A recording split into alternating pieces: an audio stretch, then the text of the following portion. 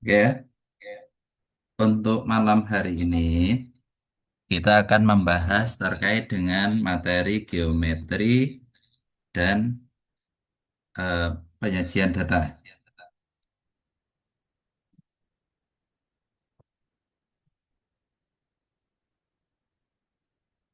Materi geometri sendiri yang belum kita pelajari yaitu terkait dengan transformasi geometri. Jadi, transformasi geometri itu ya terdiri dari ada empat. Jadi ada empat. Yang pertama itu ada translasi, yang kedua ada refleksi, yang ketiga ada rotasi, yang keempat ada dilatasi. Jadi empat ini merupakan apa istilahnya itu satu kesatuan yang sebenarnya tidak berdiri sendiri, tetapi khusus di materi TKA yang kisi-kisi yang saya peroleh itu mereka hanya diambil secara tunggal. Dalam artian apa? Dalam artian itu mereka dianggap berdiri sendiri.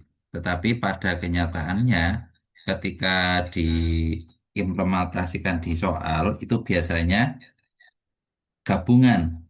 Jadi misalkan suatu titik ditranslasi dulu, terus dilanjut refleksi, atau dilanjut rotasi. Jadi seperti itu. Karena yang diminta secara terpisah, maka kita akan coba menggunakan eh, konsep-konsep yang terpisah dulu. Nanti untuk kombinasinya itu bisa dieksplor, ya. Oke, langsung saja untuk yang pertama. Konsep translasi atau transformasi geometri ini sebenarnya dipelajari di kelas 9. Jadi ada yang di semester 2, ada juga yang berada di semester 1. Tapi secara umum berada di kelas 9, di mana prinsip dari translasi ini, nama lain translasi itu kan pergeseran. Jadi dia merupakan pergeseran aja, digeser.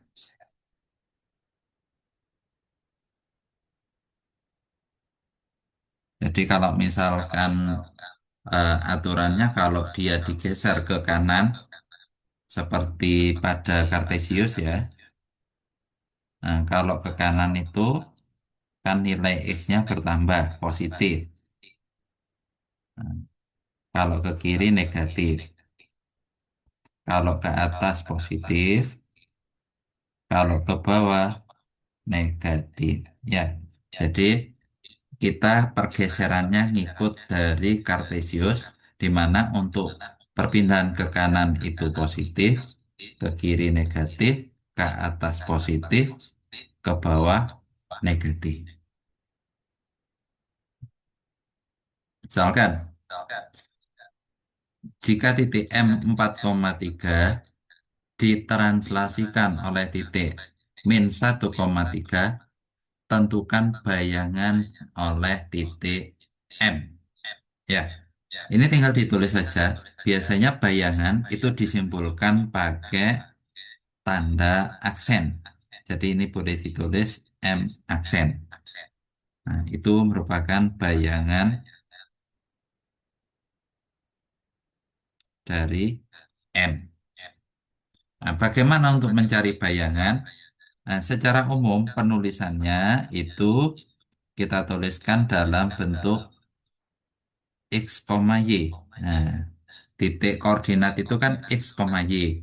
Tetapi kalau di dalam transformasi geometri, biasanya penulisannya itu ditaruh atas bawah. Jadi ini kita tuliskan M itu sama dengan 4,3. Nah, translasi digeser seperti kita lihat tadi, ya. Untuk translasi kalau ke kanan berarti tandanya positif, ke kiri tandanya negatif. Ya, jadi karena di sini translasinya -1, berarti dia posisi X-nya itu minus, berarti ke kiri ya. Ke kiri sebanyak berapa? Sebanyak satu langkah. Jadi dia posisinya digeser ke kiri sebanyak satu langkah. Tiga, posisi Y digeser ke atas sebanyak tiga langkah. Jadi seperti itu.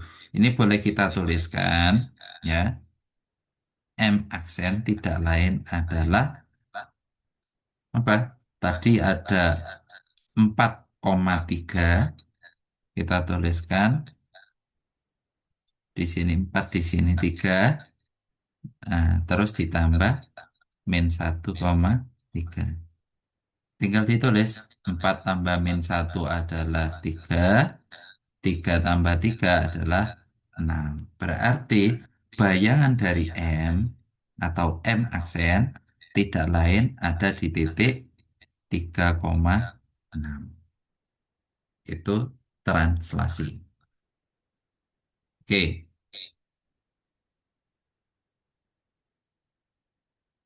dengan cara yang sama kita bisa mencari untuk yang nomor 2. Nomor 2, kalau nomor 2 ini yang ditanyakan adalah hasil transaksi A itu adalah 2,-3. Tentukan titik koordinat A. Berarti koordinat A itu masih berupa titik. Misalkan aja X, Y. Nah, maka di sini diketahui untuk hasil translasi A kita tuliskan A aksen atau bayangan A tidak lain adalah 2,-3 ya. Ini ya. 2,-3 kita tuliskan yang atas 2, yang bawah -3. Terus ini merupakan hasil translasi dari titik A-nya katakanlah X, Y. Berarti di sini X, Y ditambah -3,2. Dari sini bisa kita tuliskan X ditambah -3 adalah X -3. Yang bawah Y ditambah 2 adalah ditulis di bawah. Nah, ini sudah bisa kita selesaikan, di mana untuk yang atas yang saya pakai warna ungu tidak lain adalah nilai dari X min 3. Berarti X min 3 sama dengan 2. Berarti X sama dengan 5. Ya, X dikurangi 3 hasilnya 2. Berarti X sama dengan 5. Untuk yang -3 warna biru berarti itu miliknya Y plus 2. Y plus 2 sama dengan -3. Y sama dengan -3 dikurang 2 sama dengan -5. Nah, dari sini bisa kita ketahui bahwasanya X-nya adalah 5, Y-nya adalah -5. Sehingga titik A sama dengan X, Y, 5, -5. Oke, ada yang mau ditanyakan? Silakan.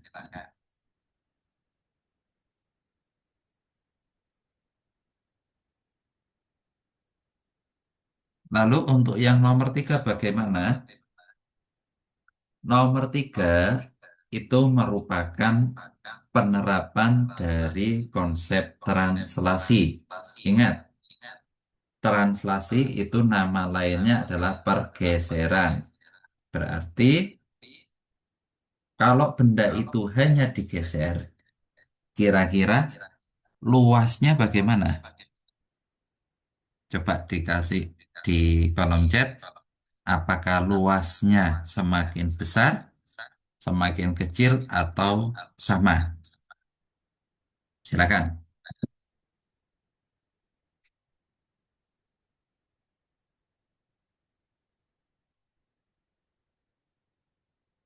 Bagaimana luas dari benda yang digeser? Dalam hal itu, persegi panjang KLMN.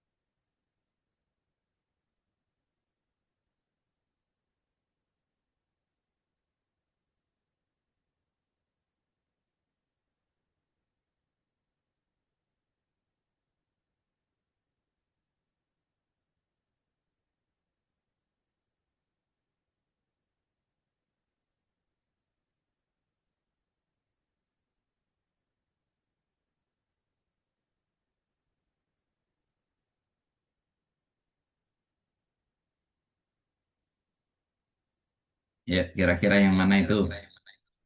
Apakah luasnya sama, lebih besar, atau lebih kecil?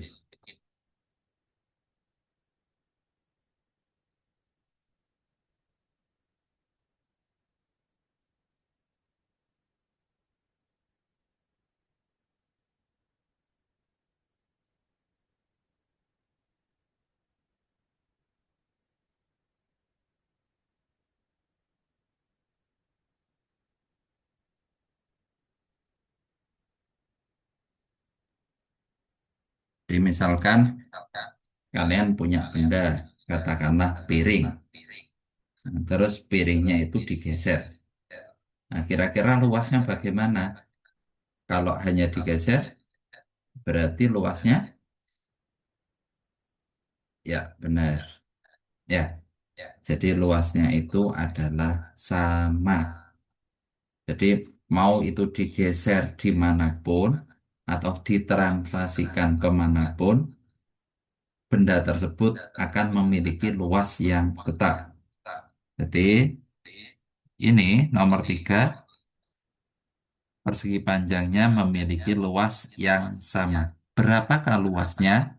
Nah, berarti kalian harus em, menggambar KLMN ke dalam koordinat. Atau kalau kepingin, misalkan kalian gak kepingin menggambar, kalian bisa pakai sketsa. Atau nanti bisa digunakan konsep luas luas daerah atau luas persegi persegi panjang, di mana sisi-sisinya dihitung dari selisih eh, sama kayak mencari Pitagoras. Tuh, ya. Tetapi dalam hal ini, karena di sini angkanya mudah, dalam artian angkanya itu bulat, maka ini lebih enak ketika kalian gambar. Ya, kita coba gambar. Jadi di koordinat kartesius,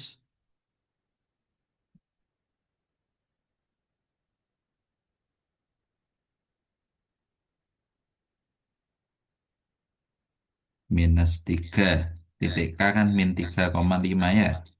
Berarti anggap saja ini 1, 2, 3. -3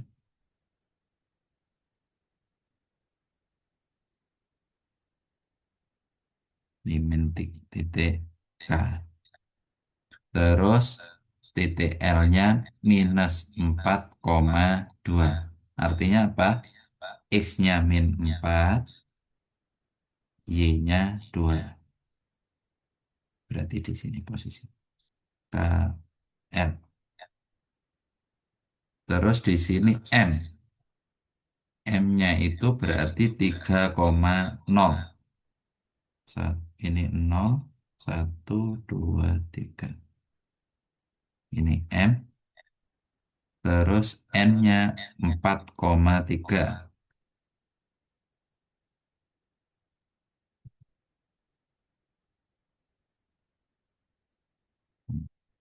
Jadi ini kalau kita hubungkan seperti ini gambarnya.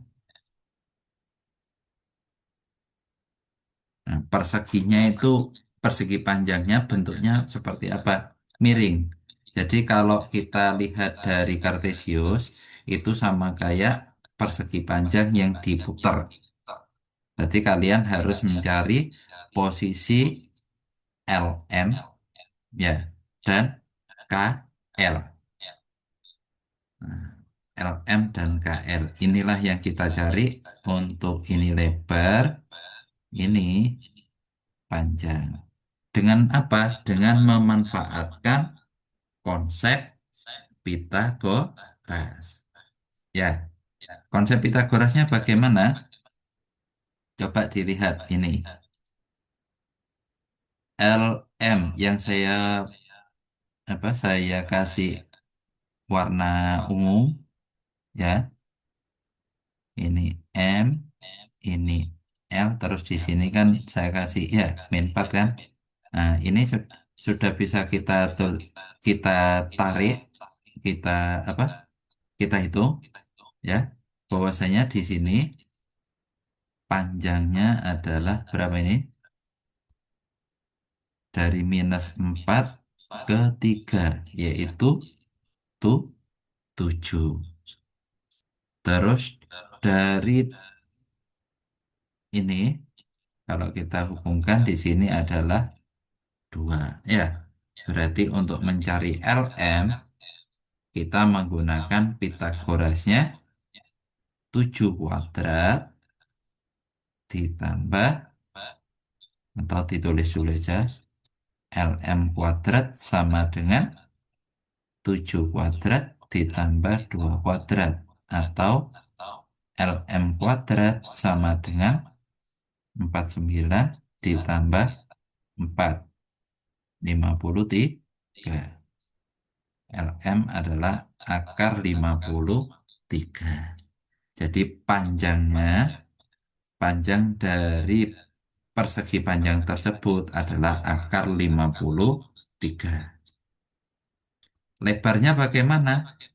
Menggunakan cara yang sama, ya. Jadi dari sini kalau kita tuliskan, nah, bentuknya seperti ini. Ini posisi L, titik L, ini titik K. Nah, yang ke atas itu berarti mulai angka 2 sampai angka 5 yaitu di 3. Yang ke samping ini angka 1. Dari mana 1? Dari sini. Dari -4 ke 3. Berarti ini tidak lain KL kuadrat sama dengan 1 kuadrat ditambah 3 kuadrat atau 1 + 9 sama dengan 10. KL adalah akar dari 10. Nah, ini sudah lengkap, sudah dihitung luas. Luasnya apa berarti?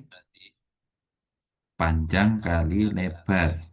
Panjangnya LM, lebarnya adalah KN atau akar 53 dikali dengan akar 10. Akar 530. Nah, ini sudah ketemu luas. Meskipun ya di nomor 3 itu hanya ditanyakan bandingkan luasnya. Jadi dia nggak menyuruh menghitung luas, tetapi kamu cuma disuruh membandingkan luasnya. Nah, oke, saya kira cukup untuk yang nomor 3. Karena nomor 3 ini nanti kebetulan ini angkanya nggak bulat, tetapi kalau misalkan soal TKA nanti kemungkinan besar angkanya akan bulat. Dan bentuk soalnya ini sebenarnya pilihan ganda. Pilihan gandanya itu sama, lebih besar, sama lebih kecil. Tapi tidak saya cantumkan di sana. Oke, saya kira untuk yang nomor 1, 2, 3 ada yang mau ditanyakan dulu sebelum dilanjut.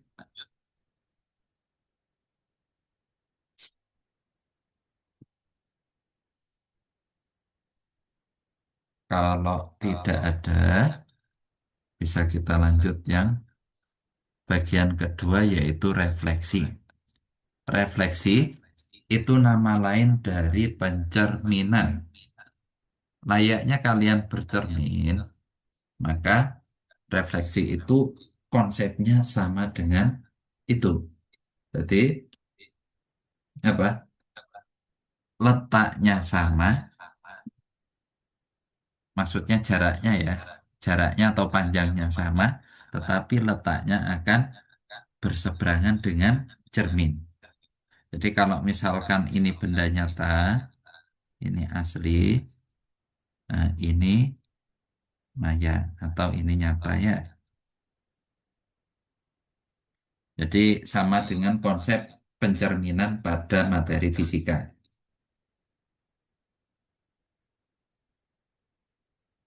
Pencerminan ada berapa? Secara umum ada 7. Jadi pencerminan terhadap titik pusat 0,0, pencerminan terhadap sumbu X, sumbu Y, Y sama dengan X, Y sama dengan minus X, X sama dengan K, dan Y sama dengan K. Jadi konsep refleksi ini kalau saya itu tanpa menghafal rumus, tetapi hanya mengandalkan logika. Jadi misalkan seperti ini. Ya, misal ini ada apa? Koordinat, terus di sini ada titik. Ya, misalkan titik A.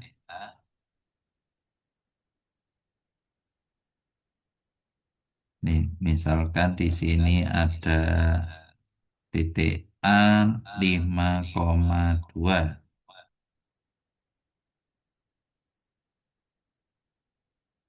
Hmm. Titik A 5,2 misalkan mau saya cerminkan terhadap sumbu X. Berarti kan cerminnya ada di sini. Nah, cerminnya ada di sumbu X. Otomatis dia akan bayangannya ada di bawah. Nah, di sini kan. Berarti berapa ini titiknya? X-nya kan tetap. Nah, ini A aksennya berarti 5, kalau di atas 2 berarti yang di bawah adalah minus 2. Jadi pencerminan untuk sumbu X tidak lain adalah apa? X-nya tetap, Y-nya jadi minus. Nah, itu cara mencari rumus. Jadi saya eh, tidak menggunakan rumus, tetapi kita bisa mencari rumus. Itu untuk yang pertama. Bagaimana untuk pencerminan terhadap sumbu Y? Misalkan sumbu Y-nya kita cerminkan di sini. Nah, di sini ya. Berarti posisi A aksen itu pasti ada di sebelah kiri.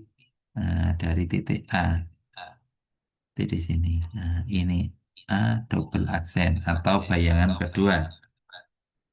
Berarti posisi Y-nya tetap, yaitu 2. Yang berbeda apa? Posisi X atau min 5. Nah, sehingga untuk pencerminan terhadap sumbu Y tidak lain adalah minus X, Y. Bagaimana untuk terhadap sumbu Y sama dengan X atau Y sama dengan min X? Hmm, saya tuliskan di sebelah. sebelah kanan. Untuk Y sama dengan X, misalkan ini titiknya sama ya.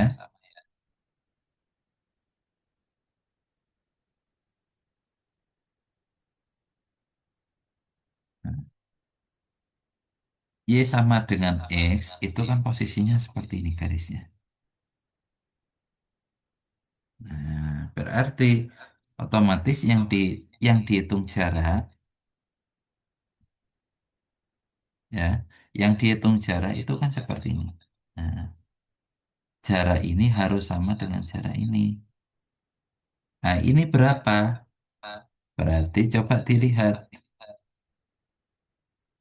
Yang pendek di angka 2 berarti sini 2. Yang panjang di angka 5 berarti ini 5. Ah, tidak lain. Bayangannya ada di A aksen sama dengan 2,5. Ya, posisinya terbalik. Berarti bayangannya adalah Y, X. Nah, bisa kita menggunakan cara yang sama untuk Y sama dengan min X, tidak lain adalah min Y, min X. Nah, ini nanti tinggal dihitung aja. Ya, kita lihat aja. Untuk X sama dengan K dan Y sama dengan K bagaimana?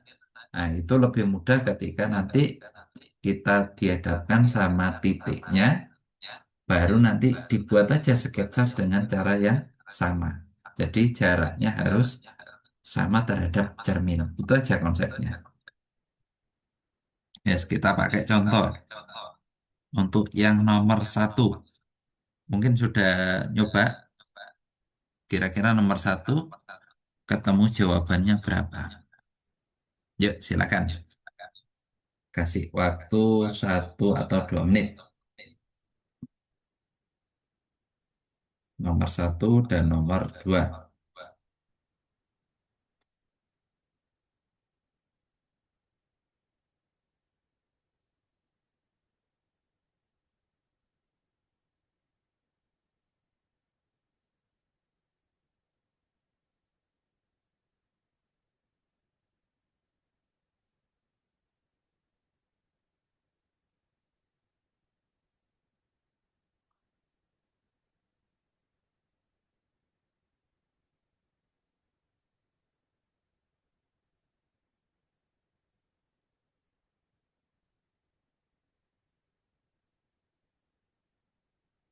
Memang materi transformasi geometri ini agak agak susah. Jadi banyak yang harus kita gunakan logika untuk eh, mencari jawaban.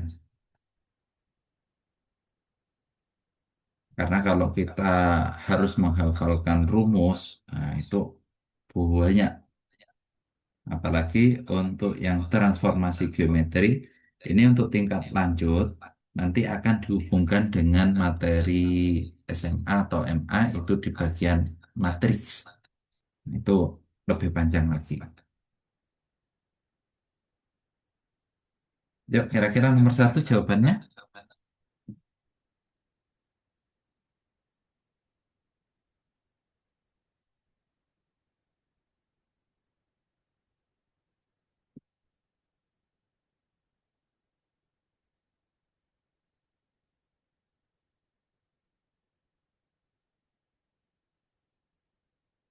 Oke, ya. Nomor satu itu pencerminan terhadap sumbu Y. Kalau kita lihat pencerminan terhadap sumbu Y itu ada di nomor 3 ya. Posisinya minus X, Y. Jadi di sini, jadi kalau misalkan di sini ada titik P, X, Y, maka P aksennya ya tadi pencerminan terhadap sumbu Y apa? Pencerminan terhadap sumbu Y adalah minus X, Y. Nah, berarti kalau titik P titiknya 2,1, maka P aksen tinggal ditambah lihat X-nya di sini posisinya 2. Berarti di sebelah kanan itu adalah -2. Y-nya berapa? Y-nya tetap 1. Jadi jawabannya -2,1. Nah, seperti itu. Jadi nilai X dan Y yang ada di sebelah kanan ini merupakan X dan Y yang ada di sini. Jadi tinggal ngikut aja berapakah nilai X dan Y yang ada di soal. Dengan cara yang sama, untuk nomor 2 titik B, 3,2 dicerminkan terhadap sumbu X. Maka B aksen adalah ditulis B, B-nya titiknya X, Y dicerminkan terhadap sumbu X. Maka B aksennya adalah, nah dilihat ya, pencerminan terhadap sumbu X ya, posisinya X, min Y. Maka di sini posisinya X, min Y. Nilai X-nya tetap, nilai Y-nya dikali negatif. Ya, berarti kalau titik B-nya adalah 3,2 dicerminkan terhadap sumbu X, maka B aksen tidak lain adalah X, min Y. X-nya 3, min Y berarti -2. Jadi jawabannya yang D. Oke, ada yang mau ditanyakan dulu sebelum dilanjut?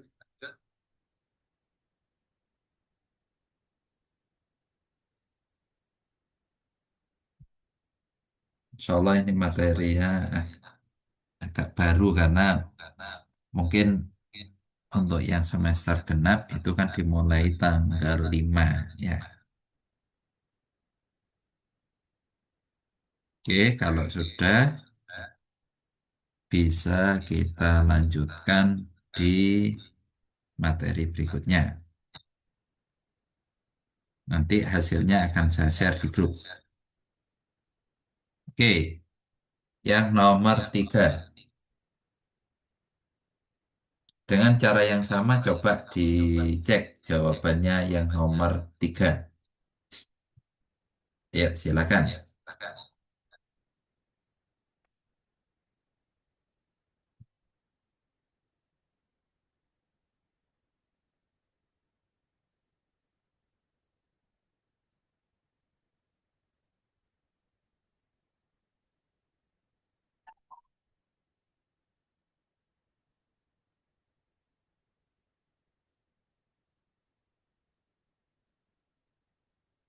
Oke, ayo nomor 3 kira-kira.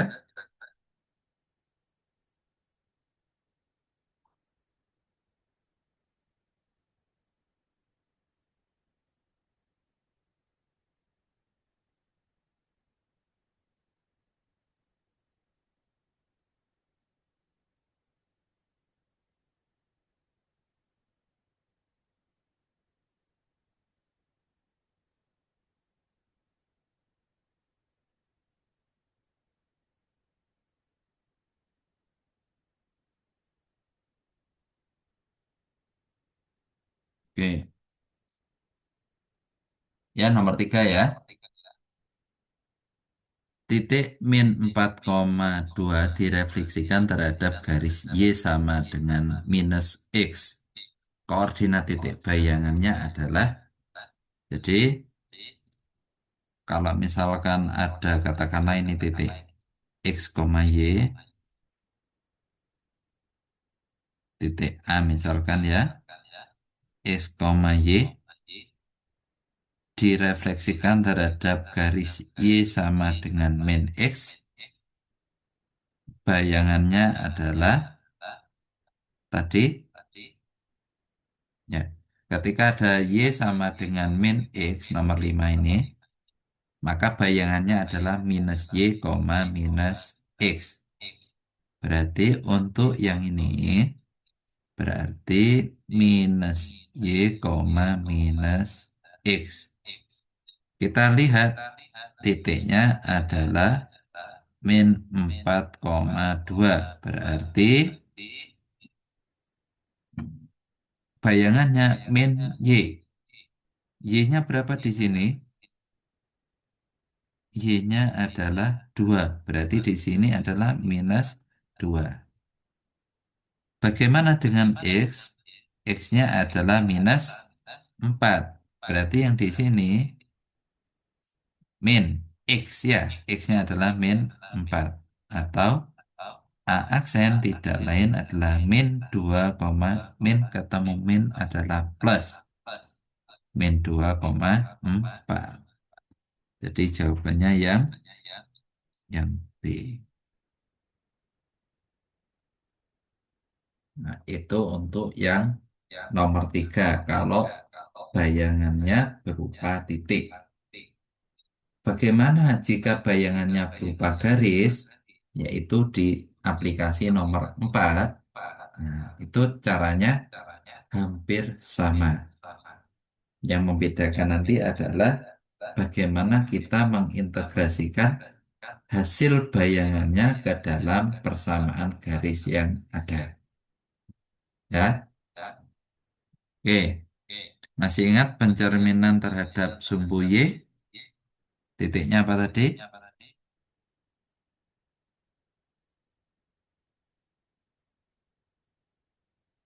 Kalau ada titik A, X, Y dicerminkan terhadap sumbu Y, ya, maka bayangannya adalah A aksen tidak lain adalah minus X, Y. Nah, dari sini bisa kita lihat bahwasanya nilai X-nya adalah berubah, nilai Y-nya tetap. Berarti ini boleh ditulis X min 2Y sama dengan 3. Ya, bayangannya berarti apa? Nah, tinggal dilihat di sini. X menjadi minus X. Berarti yang ada di sini, X yang ada di soal ini yang saya lingkari, itu tidak lain berubah menjadi minus X, ya. Y-nya kan tetap, berarti min 2Y sama dengan 3. Min X min 2Y sama dengan 3. Jadi jawabannya yang A. Itu materi terkait dengan refleksi atau pencerminan. Ya, silakan dicermati dulu.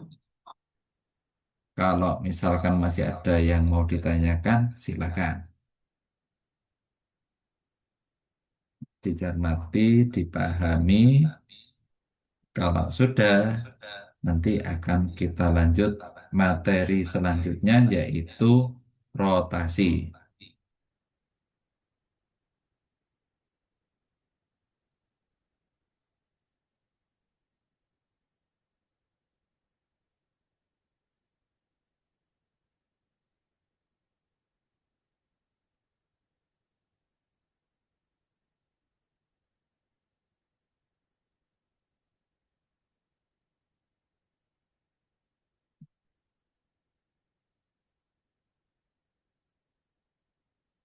Oke, apakah ada pertanyaan?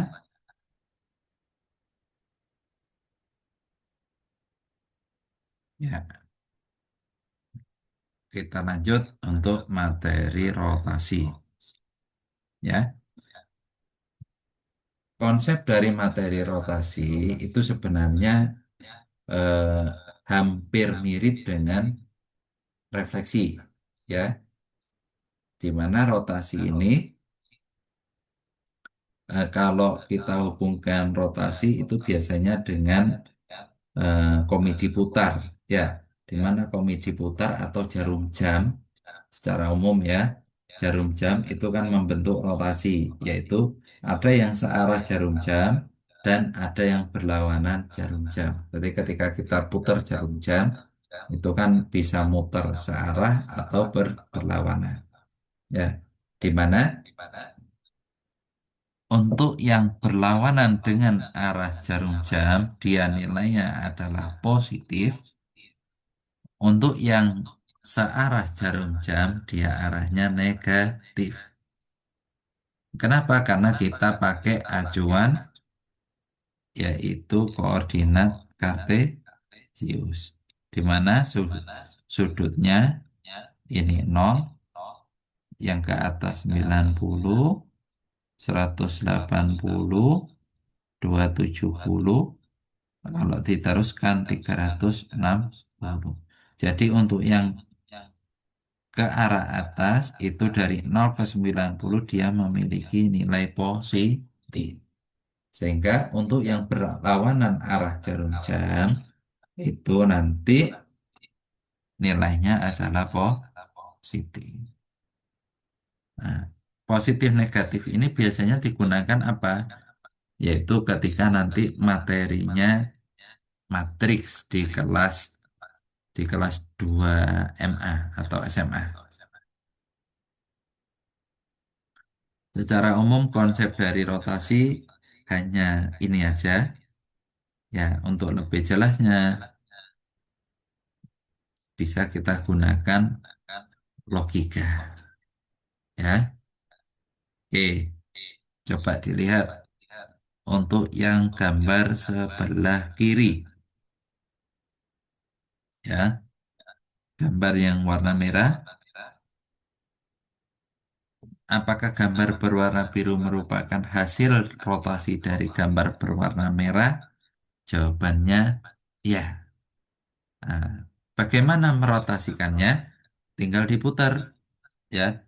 Pusatnya ini kan, ini diputar serung. Jadi di sini.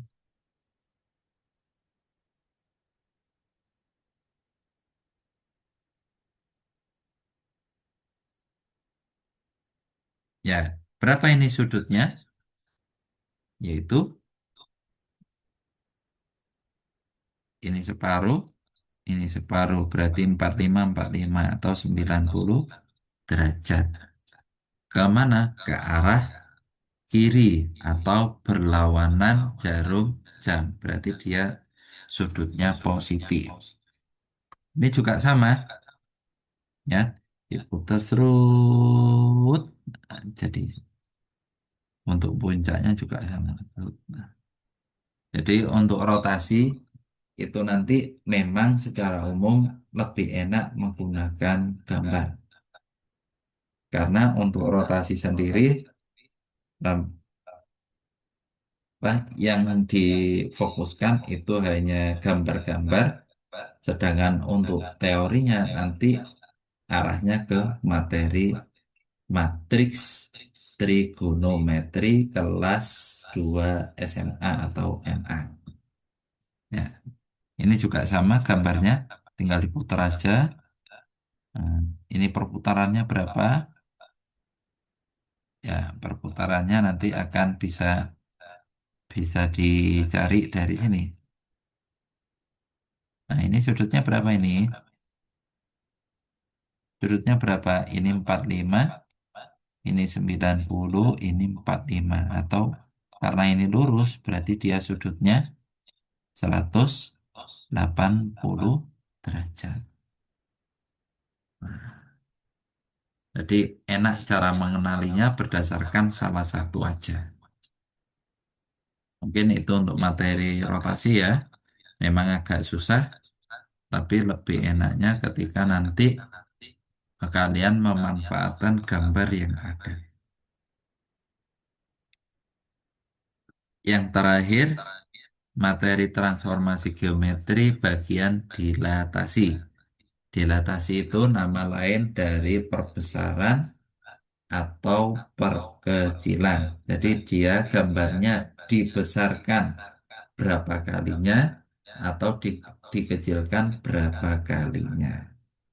Nah, cara menghitungnya mudah, tinggal dilihat aja. Misalkan ini ada titik ya, titik di sini jaraknya 2. Terus titik yang B aksen atau bayangannya itu jaraknya 4. Berarti perbesarannya berapa kali?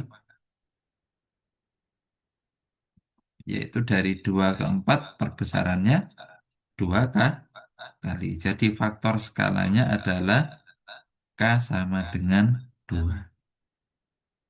Jadi titiknya, titik perbesaran itu titik pusat, yaitu 0,0. Ya, kira-kira ini jawabannya, Pak. Suatu segitiga siku-siku di titik B memiliki panjang AB sama dengan 8 cm, BC sama dengan 15 cm, dan AC sama dengan 17 cm. Jika ABC merupakan hasil dilatasi dari ABC dengan faktor skala 3, maka luas segitiga ABC, nah berarti ini ada segitiga ABC, ya. Segitiganya itu diperbesar sebanyak 3 kali. Nah, jadi awalnya di sini 8 dengan 15, karena perbesarannya 3 kali, berarti di sini nah, 24. Ya, karena faktor skalanya 3 kali. Nah, terus ke atasnya bagaimana? Ke atasnya berarti 15 dikali 3 atau 45. Yang ditanyakan luas bayangan. Luas sama dengan setengah alas kali tinggi. Setengah alasnya. Bukan pakai 8 sama 15, tapi pakai bayangan yang sudah diperbesar. Ya, yaitu 24 dan 45. Coret-coret 12, ya. 24 dibagi 2 kan 12. 12 dikali 45. Ini lebih enak kita hitung 12 itu kan 6 kali 2 kali 45. Nah, 2 kali 45 adalah 90. Berarti 6 kali 90 adalah 540. Satuannya sentimeter persegi. Oke, itu untuk materi dilatasi yang materinya merupakan penggabungan antara materi dilatasi dengan luas segitiga atau luas bangun datar. Itu semua masih masuk ke dalam geometri. Ya, silakan dipelajari, dicermati. Nanti kalau ada yang mau ditanyakan, silakan.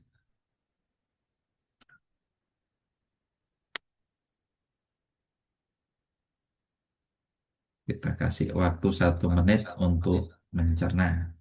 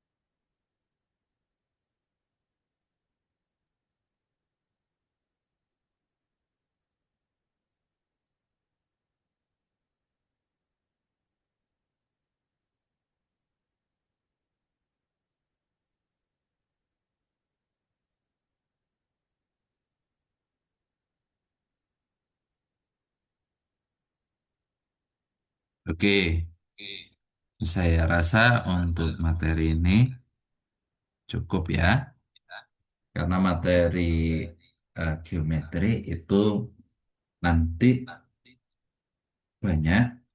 Jadi materi untuk transformasi geometri itu ada 4, ya, mulai dari translasi, rotasi, refleksi, dan dilatasi. Itu nanti paling yang keluar hanya satu soal.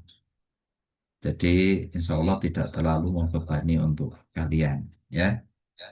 Berdasarkan informasi yang terbaru, itu nanti pelaksanaan TKA kelas 9 ada 2 hari.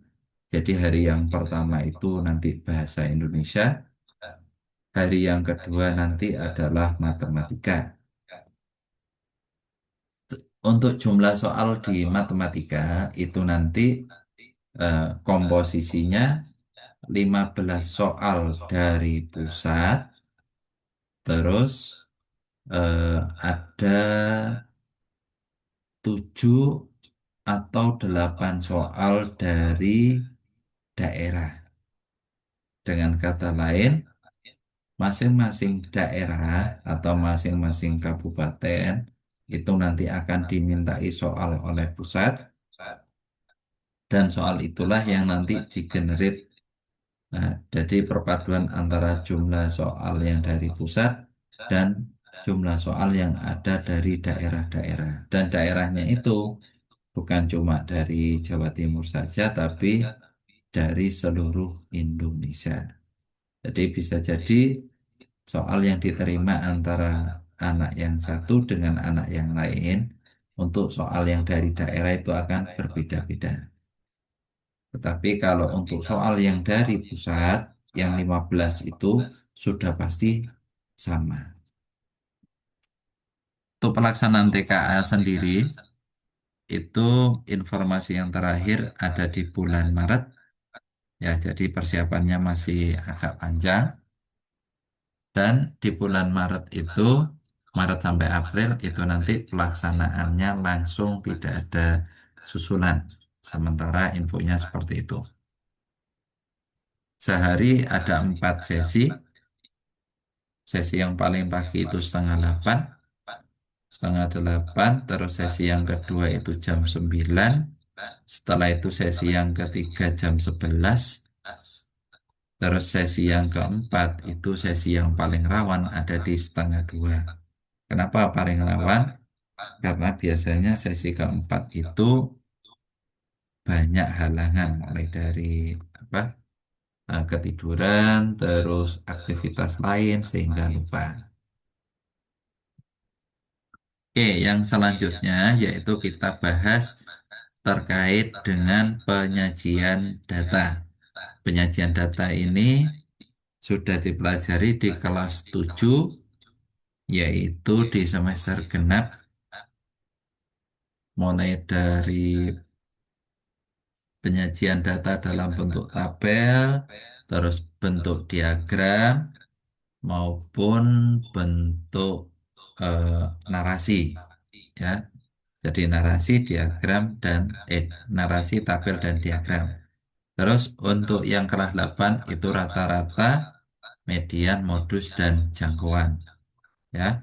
Untuk yang kelas 9 itu ada yang diajari lagi, tetapi ada yang materinya digabung di kelas 8, yaitu ukuran pemusatan dan penyebaran data.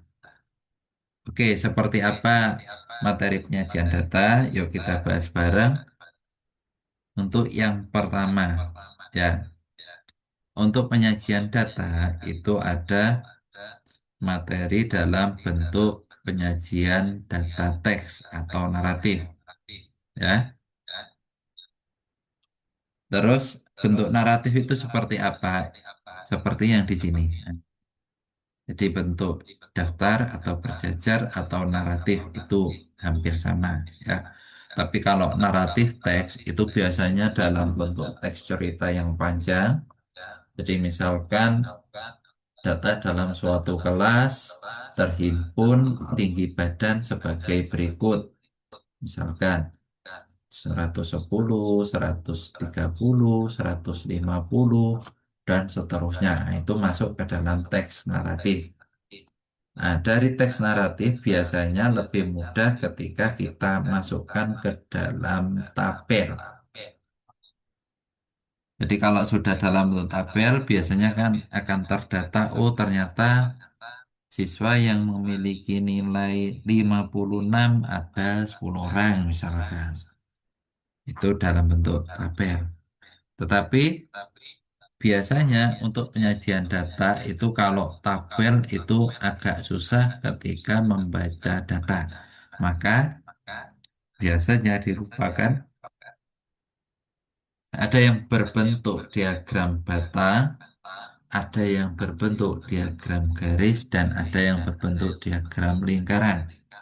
Jadi ini salah satu bentuk yang paling sering kalian temui, baik itu di mana? Misalkan di kelurahan atau di Dispenduk Capil atau misalkan di sekolah sendiri.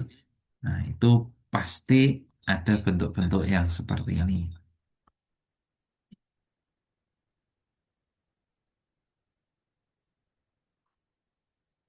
Terus yang kedua, itu ada rata-rata atau min, terus ada median, yang terakhir ada modus,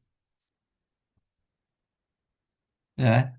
Jadi min, median, modus ini biasanya satu kesatuan. Nah, tetapi ada yang menggabungkan dengan materi jangkauan untuk masuk ke dalam materi tersebut, ya. Sehingga ini kita coba buatkan ringkasannya untuk min, median, modus, dan jangkauan. Ya, untuk min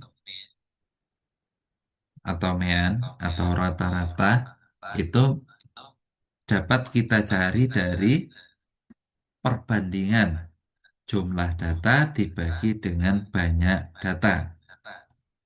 Terus untuk median, median itu nilai tengah, nilai yang ada di tengah-tengah. Jadi kalian cukup mengurutkan nilai tersebut. Setelah diurutkan, ya baru diambil tengah-tengahnya. Misalkan di contoh ini kan datanya sudah diurutkan 2, 4, 5, terus 7, 9, 11, dan 12. Nah, caranya bagaimana? Nah, kita ambil tengah-tengahnya. Misalkan 2 berpasangan dengan 12. Ya, sudah imbang kan kiri kanan. Terus ini pasangannya ini. Nah, terus 5 dengan 9. Nah, sehingga 7 ini pas di tengah-tengah, yaitu dia sendirian. Ya, bagaimana jika ada temannya? Misalkan di sini 2, 3, 4, 5, 7, 9, 8, 11, misalkan 13. Nah, misal seperti ini ya datanya. Maka cara menyortir nilai tengahnya dari mana? Sama seperti tadi ya, pinggir-pinggir. Nah, posisi yang kedua misalkan ini 3 dengan 11. Ya, pinggir-pinggir lagi. Setelah itu 4 dengan 9, pinggir-pinggir. Lah, kan bersisa 5 dengan 7, otomatis tengah-tengahnya ada di sini. Lalu apa yang kita lakukan? Nah, ambil tengah-tengahnya antara yang 5 dengan 7. Berapa itu? Nah, tinggal ditambahkan aja. 5 plus 7 dibagi 2. 12 bagi 2 sama dengan 6. Oh, ternyata mediannya atau kita simbolkan dengan ME tidak lain adalah 6. Nah, itu untuk median. Ya, bagaimana untuk yang ketiga yang modus? Nah, modus itu merupakan data yang paling sering muncul. Jadi, data yang sering muncul di angka berapa? Misalkan di soal apa di gambar yang saya berikan, itu ada angka 3, 5, 7, 8, dan 9. Yang paling banyak adalah 7. Kenapa? Karena 7 di gambar tersebut ada 5 kali. Ya, jadi modusnya adalah 7. Nah, bagaimana untuk jangkauan? Jangkauan itu adalah nilai terbesar dikurangi nilai terkecil. Nah, misalkan data ini 2, 3, 4, 5, 7, 9, 11, 13. Maka jangkauan atau biasanya kita apa? Kita simpulkan pakai ada yang menggunakan C. C itu jangkauan untuk dalam bahasa Indonesia. Ada yang menggunakan R dari asal kata ring. Nah, ya, tapi secara konsep yaitu sama nilai maksimum dikurangi nilai minimum. Ya, atau nilai maksimumnya adalah 13 dikurangi 2 adalah 10. Untuk lebih jelasnya, ya kita coba bareng-bareng.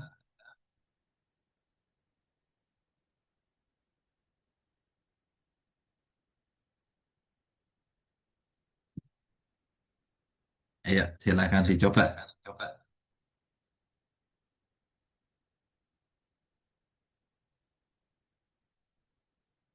Kita kasih waktu 1 menit untuk mencoba.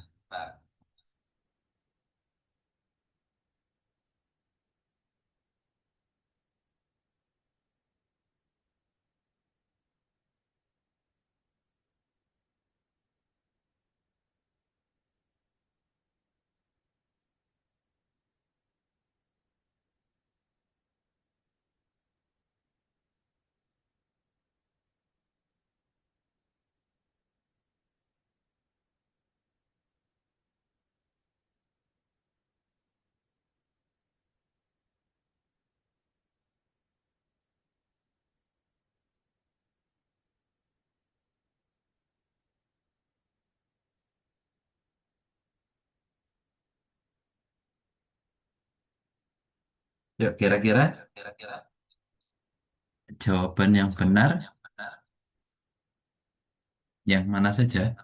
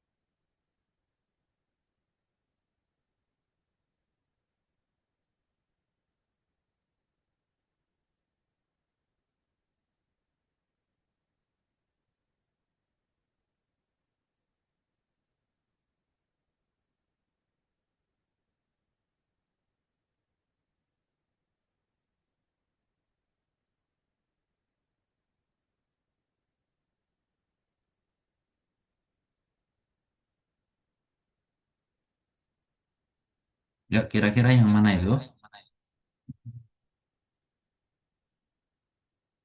1, 2, 3, atau 4?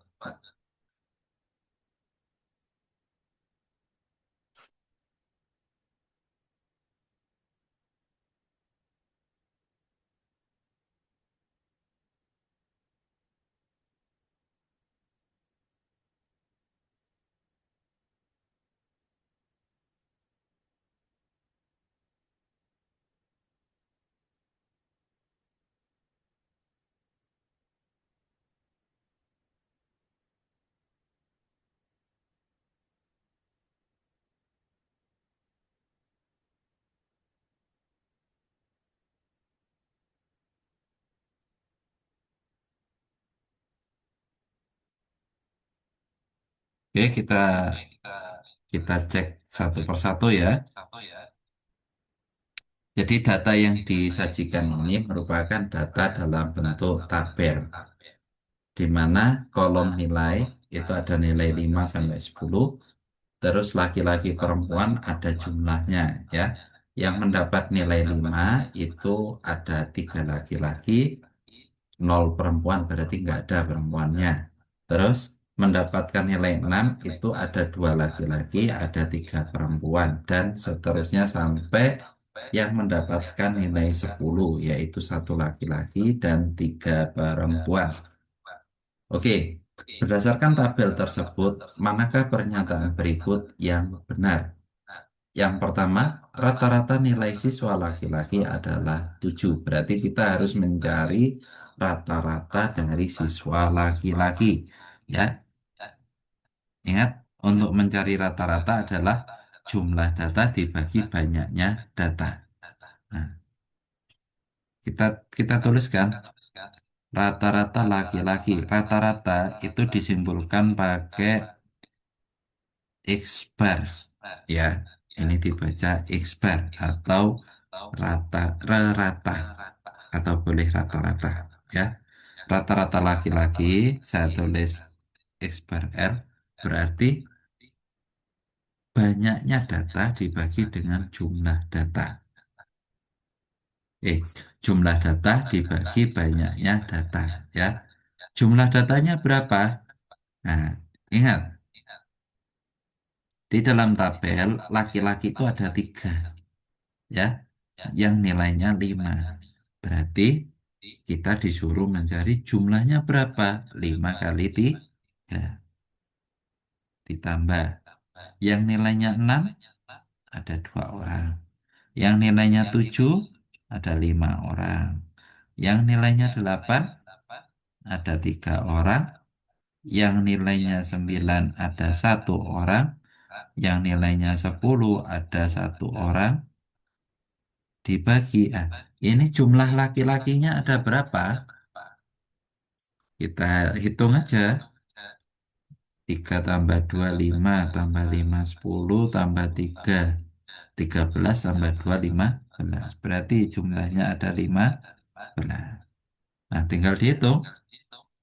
5 kali 3 15, 6 kali 2 12, 7 kali 5 35, 8 kali 3 24, 9, 10 dibagi 15. Tinggal kita hitung ya. Yuk dihitung. 15 ditambah 12 adalah 27 ya. 27 ditambah 35 adalah 62. 62 ditambah berapa? 24 adalah 86. 86 ditambah 9 adalah 95. 95 ditambah 10 adalah 105. 105 dibagi 15 adalah 7. Berarti rata-rata laki-laki adalah 7. Ya. Dengan cara yang sama, kita bisa mencari rata-rata untuk perempuan. Nah, ini coba kita tata ulang tulisannya biar cukup aja ya. Oke, untuk laki-laki sudah, berarti karena nilainya adalah rata-rata 7, berarti jawaban yang pertama itu centang. Rata-rata siswa perempuan dengan cara yang sama, berarti 5 kali 0, 6 kali 3, 7 kali 4, 8 kali 1, 9 kali 4, 10 kali 3 dibagi dengan 15 juga ini. Hmm, ya, 0 plus 18, 28, 8, 36, 30 dibagi 15. Ya, dari sini ketemunya berapa? Nah, 8 ditambah 28 adalah 46. 46 ditambah 8 adalah 54. 54 ditambah 36 adalah 90. 90 ditambah 30 adalah 120 bagi 15. Ya, ketemunya 8. Ya, ini sudah ada yang jawab 1 dan 4. Dari sini kita sudah tahu bahwasanya 8. Berarti untuk yang kedua ini salah. Untuk yang ketiga, siswa perempuan yang memperoleh nilai di atas rata-rata kelas adalah 7. Berarti kita harus mencari rata-rata kelas 7A. Ya, di mana rata-rata kelas itu tidak lain adalah itu.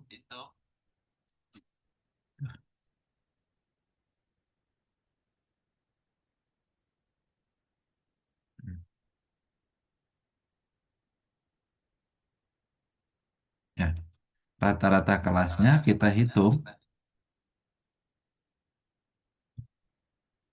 Kita sediakan space-nya dulu.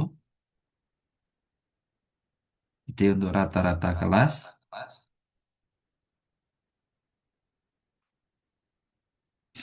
rata-rata kelas itu bisa menggunakan rata-rata gabungan. Yaitu rata-rata gabungan itu bagaimana?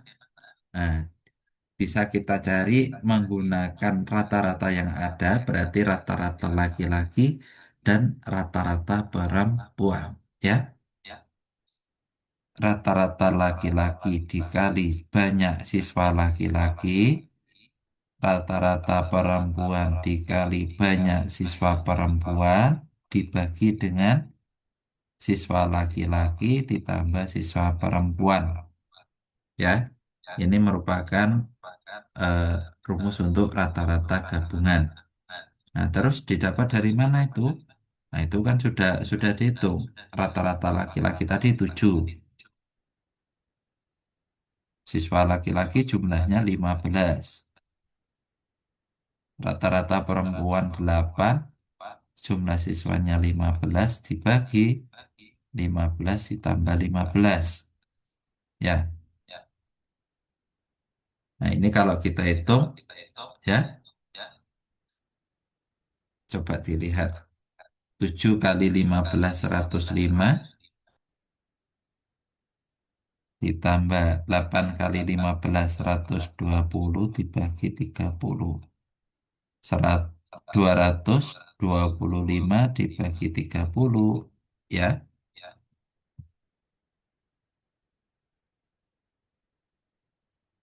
adalah berapa itu? 225 bagi 3.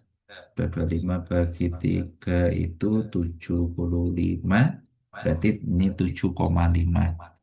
Nah, jadi siswa perempuan yang memperoleh nilai di atas rata-rata kelas, rata-rata kelasnya kan 7,5, berarti kan ada di sini rata-rata kelas itu. Rata-rata kelas. Berarti siswa perempuan yang memperoleh nilai di atas rata-rata kelas harusnya ini, harusnya 8. Berarti ini salah. Ya, harusnya 8. Nilai terbanyak kelas 7A adalah 7, berarti modus. Kita lihat. Nah, dijumlahkan satu persatu ya. Nah, ini jumlahnya 9. Ini 3, ini 5, ini 4, ini 5, ini 4. Ya, berarti modusnya itu nilai terbanyaknya adalah 7. Kenapa? Karena jumlahnya ada 9. Ya, jumlahnya. Ya, jawabannya yang satu dan empat. Ya, ada satu orang yang menjawab dengan benar.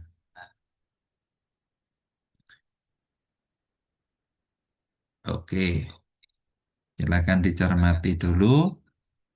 Kalau sudah, akan kita lanjut soal yang kedua untuk materi data.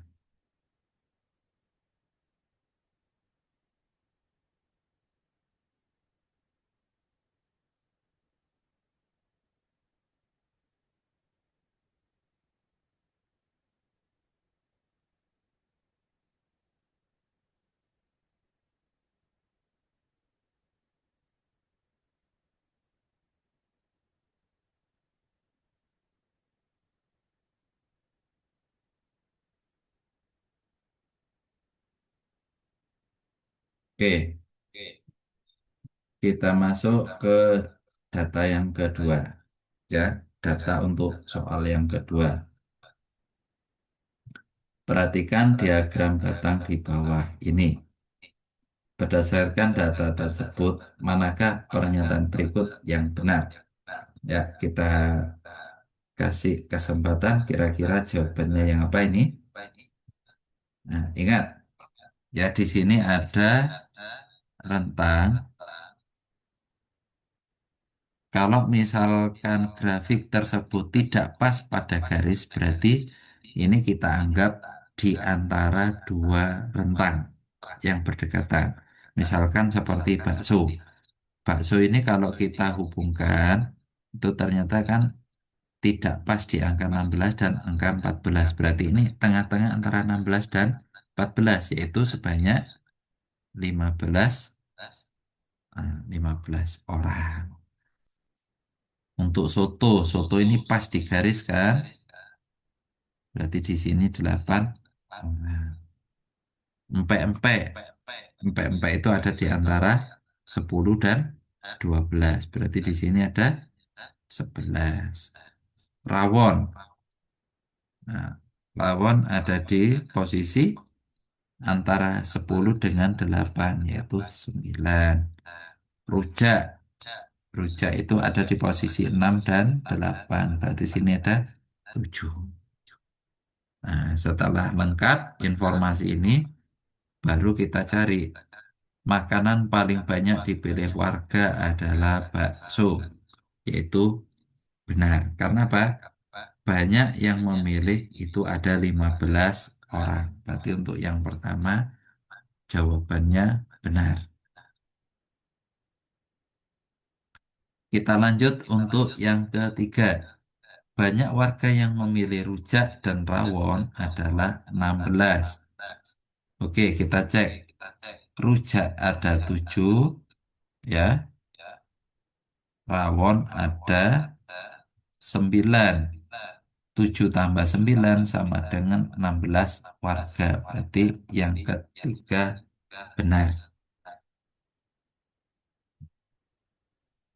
Yang terakhir, jumlah total warga RT 01 adalah 45 warga. Kita tes.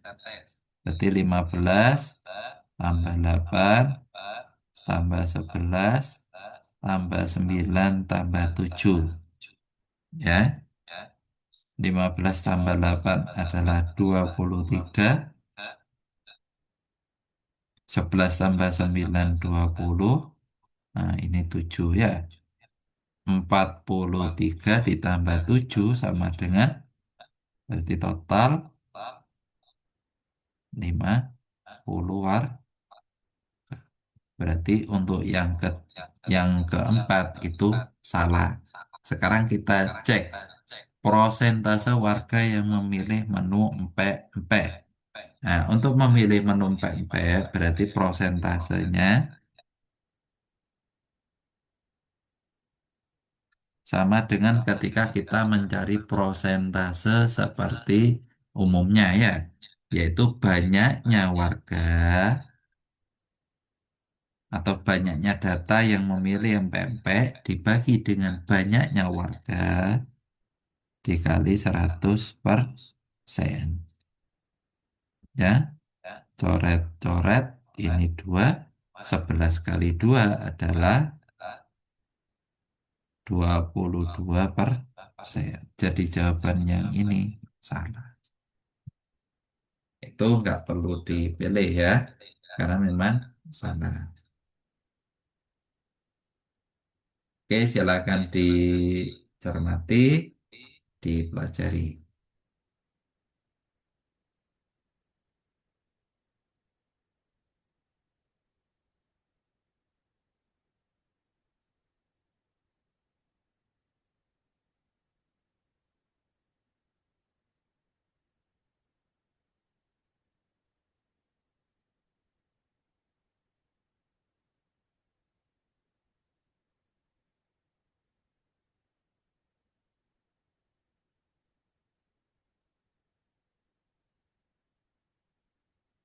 Oke, untuk soal yang ketiga.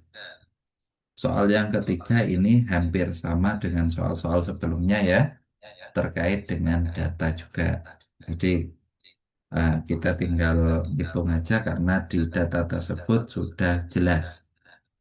Nah, ya, bab satu sebanyak 34, bab 2 48, bab 3 berarti 40 karena pas di garis, bab empatnya dicari, bab limanya 26, bab enamnya 44. Terus ada kata pengantar, daftar isi, daftar pustaka, daftar gambar, dan daftar tabel. Nah, ini kalau kita jumlahkan juga bisa ya. Jadi fokus kita sekarang mencari seberapa banyak bab 4. Oke, lanjut saja. Untuk mencari bab 4 berarti kita tinggal ngurangi aja dengan data yang ada ya. Ini kalau kita jumlah 1 plus 3 plus 4 plus 3 adalah 14 halaman. Nah, 14 halaman ini kita jumlah dengan yang ada untuk mencari bab 4 ya, atau bab 4 tidak lain 242 dikurangi dengan jumlah yang ada, yaitu 14 ditambah 34 ditambah 48 tambah 40 ditambah 26 ditambah 44. 242 dikurangi, nah ini tinggal ditambah aja ya. 14 ditambah 34 adalah 48. 48 ditambah 48 adalah 96. 96 ditambah 40 adalah 136. 136 ditambah 26 adalah 162. 162 ditambah 44 adalah 206. Berarti untuk bab 4 tidak lain adalah 242 dikurangi 206 itu adalah 36 halaman. Jadi jawabannya ini benar. Dari 36 ini, maka bisa kita lihat bahwasanya halaman terbanyak pada bab 2, yaitu sebanyak 48. Ini juga benar. Selisih bab 1 dan bab 3 ya, dihitung. Bab satunya adalah 34, bab tiganya adalah 40. Berarti ini 40 dikurangi 34 harusnya 6. Ya, ini salah. Yang terakhir, jumlah total halaman dari bab 1 sampai bab 6 adalah 228. Kita cek ya. Bab 1 sampai 6 itu tidak lain adalah 242 dikurangi banyaknya halaman lain-lain, yaitu 14. Ya, tinggal dikurangi aja kan. 242 dikurangi berapa? 14, yaitu 228 halaman. Jadi jawabannya benar. Jadi untuk yang nomor 3 ini jawabannya salah, benar, benar, benar. Dan ini merupakan soal kontekstual di mana soal ini merupakan daftar isi dari buku matematika kelas 7. Ya.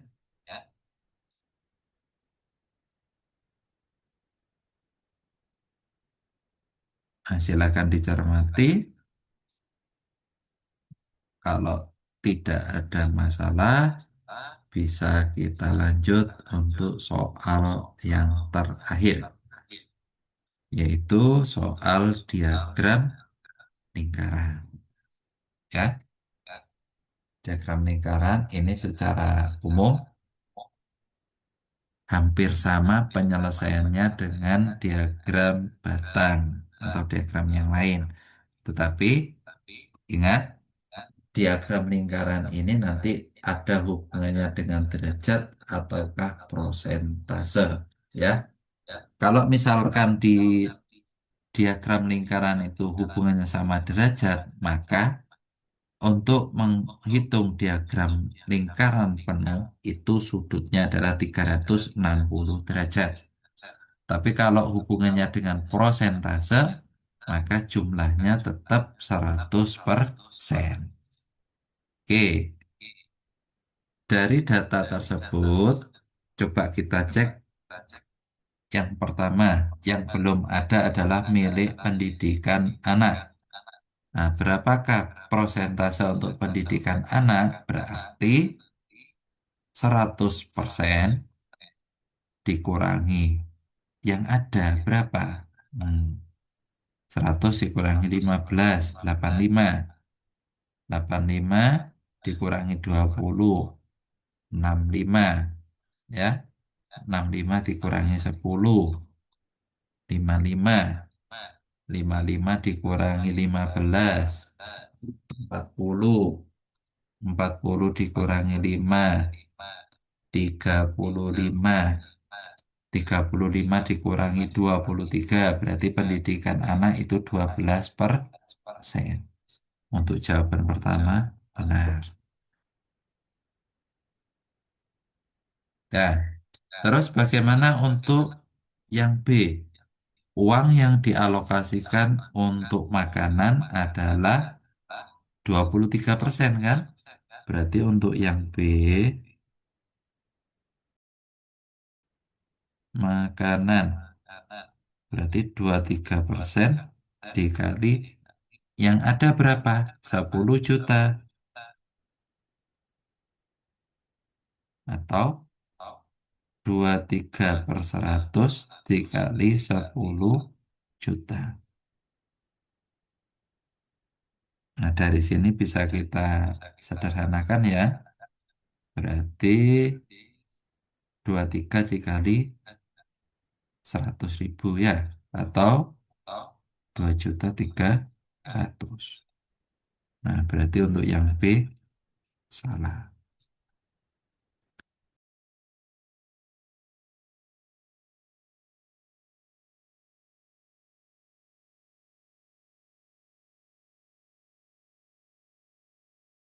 Alokasi dana pendidikan anak lebih besar dibandingkan untuk pakaian. Ya, anaknya 12%. Jadi ini 12%. Terus untuk pakaian, pakaian 10%. Ya, berarti pendidikan anak lebih besar. Ini jawabannya benar. Karena 12% lebih besar dari 10%.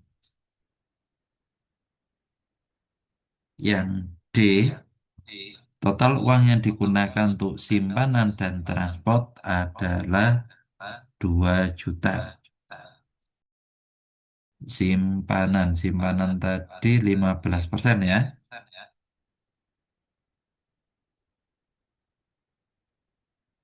Simpanan dan transport itu berarti 15 ditambah 5% atau 20% dikali 10 juta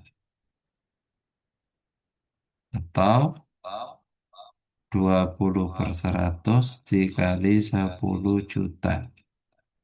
Tidak lain adalah ya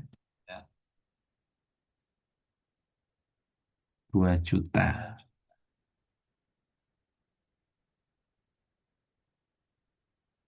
Nah, jadi jawaban yang D itu benar.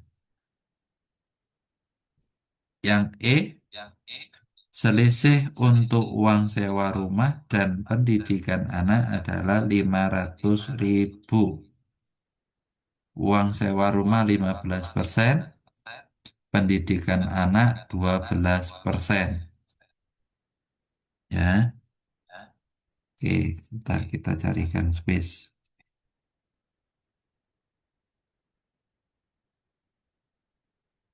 Nah,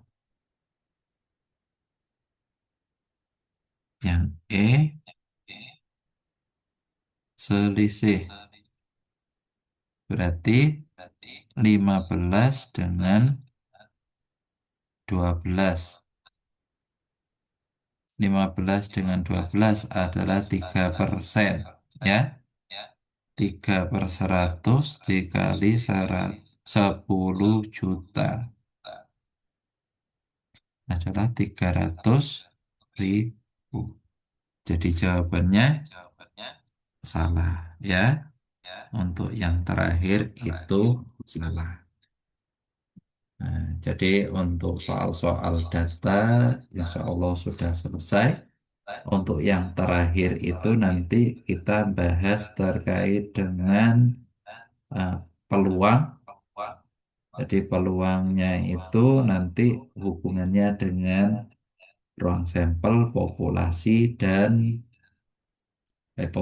ruang sampel, dan frekuensi harapan. Jadi kita nanti di bagian peluang itu juga membahas bilangan faktorial, permutasi maupun kombinasi.